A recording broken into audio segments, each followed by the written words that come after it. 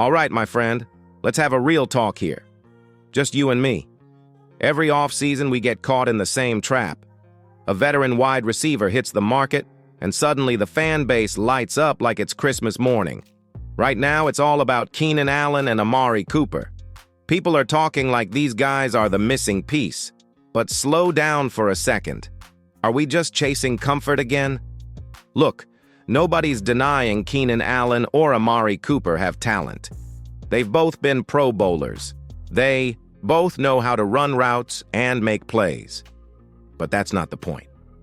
The real question is, are they truly the answer right now for what this Dallas Cowboys offense needs? Mark Holmes nailed it in his breakdown. We're so desperate for help at wide receiver, we start overvaluing anything with a decent highlight reel. A single training camp clip, a good day in shorts, and boom, we're sold.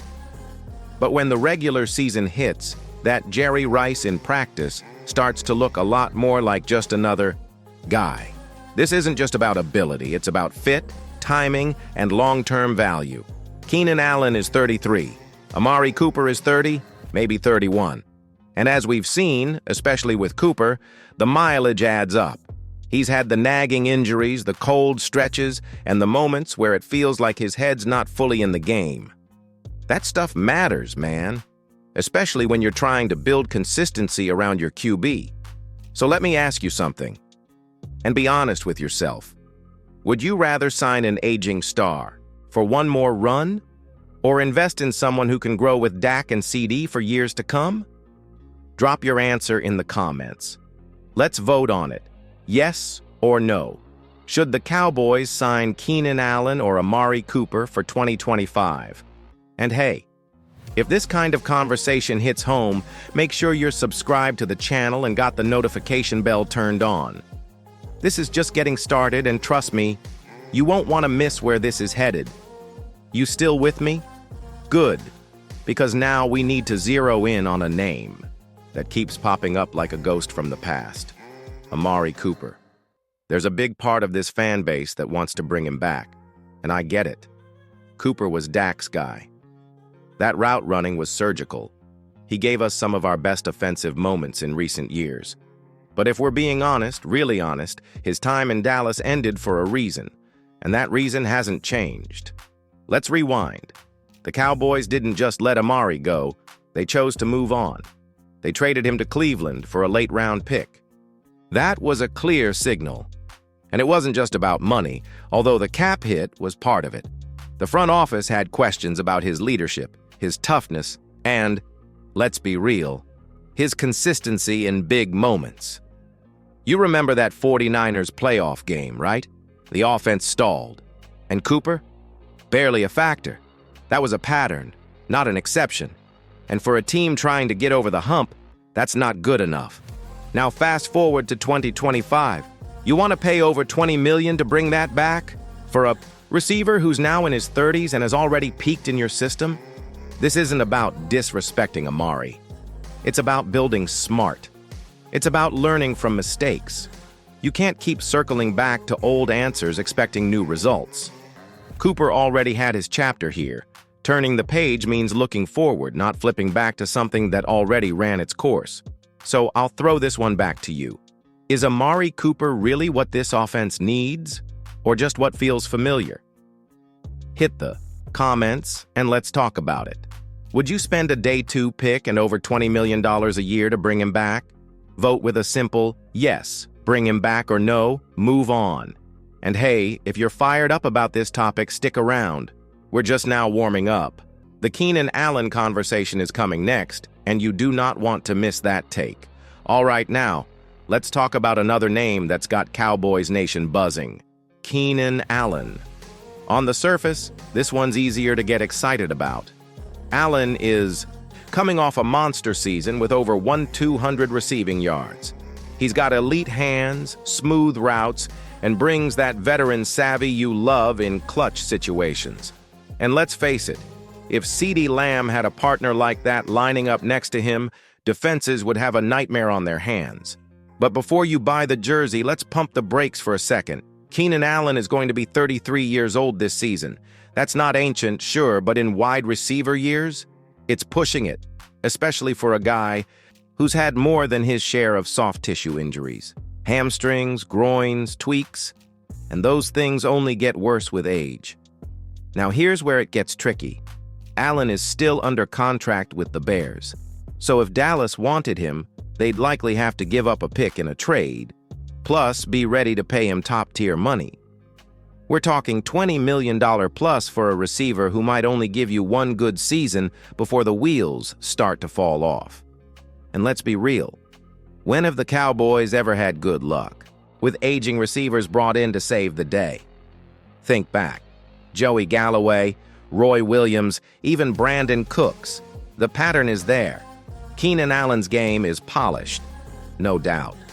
But does he actually fit the Cowboys' timeline?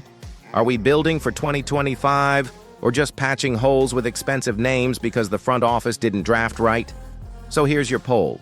Would you be comfortable trading a pick for Keenan Allen and giving him a short-term, high-paying deal? Vote in the comments, yes, he's worth it, or no, too risky for his age.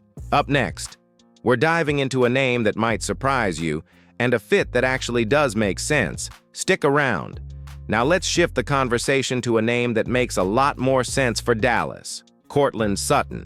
Look, Sutton might not have the star power of Ayuk or the polish of Keenan Allen, but when you stack up everything, talent, contract, age, and team need, he checks a lot of the right boxes. First off, Sutton's only 28. That's a sweet spot for wide receivers. Old enough to be experienced, young enough to still have juice in the tank. He's also coming off a solid season with 10 touchdowns on a struggling Broncos offense.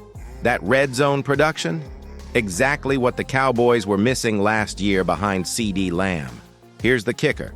The Broncos are clearly in a rebuild.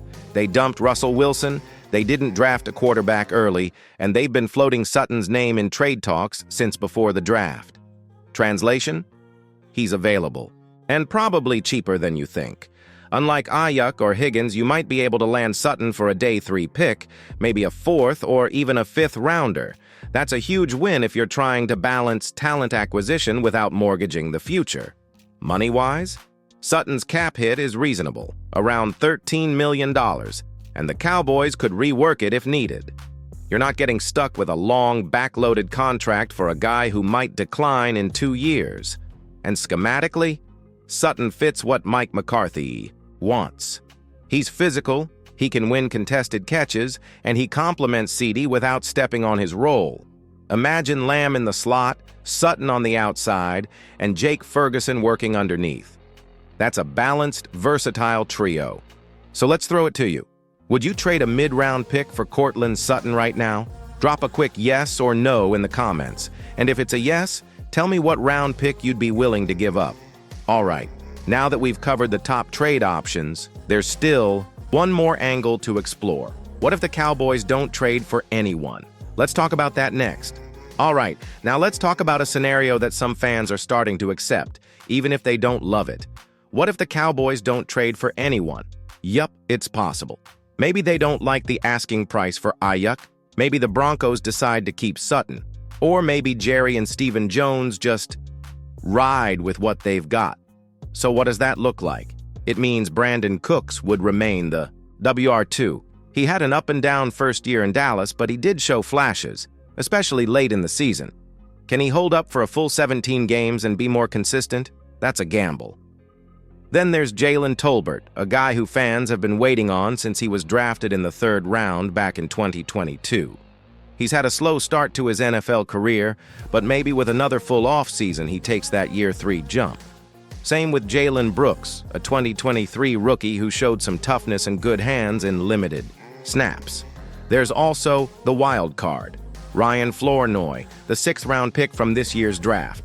He's got speed, physicality, and a chip on his shoulder. But can you really expect a day 3 rookie to step up and fill Michael Gallup's shoes right away? That's a tall order. Now let's be real. If Dallas doesn't add another WR, CeeDee Lamb has to carry an enormous load. He already had 135 receptions last year. Can he handle even more pressure without burning out? That's a big question heading into a contract year. And don't forget this. Dak Prescott is also in a contract year. The front office has to decide whether to extend him or move on next offseason. Giving him the best weapons possible should be the priority, not just for this year, but to evaluate his future fairly. So here's the poll. Would you be okay if the Cowboys didn't add any more wide receivers? Vote yes if you trust the current group to step up. Vote no if you think Dallas needs to make a move fast. And as always, tell me why in the comments. I'm reading all of them.